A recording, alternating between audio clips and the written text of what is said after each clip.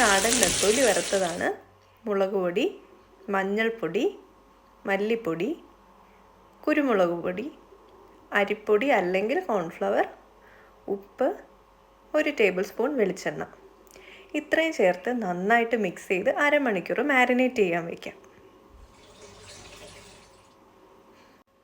ഇനി ഒരു പാൻ അടുപ്പിൽ വെച്ച് ആവശ്യത്തിന് വെളിച്ചെണ്ണ ഒഴിച്ച് എണ്ണ ചൂടാകുമ്പോൾ 1 തണ്ട് കറിവേപ്പിലയും ഇട്ട് അതിൻ്റെ മുകളിൽ നമ്മൾ നേരത്തെ മാരിനേറ്റ് ചെയ്ത് വെച്ച നെത്തോലി ഓരോന്നോരോന്നായി ഇട്ട് കൊടുക്കാം.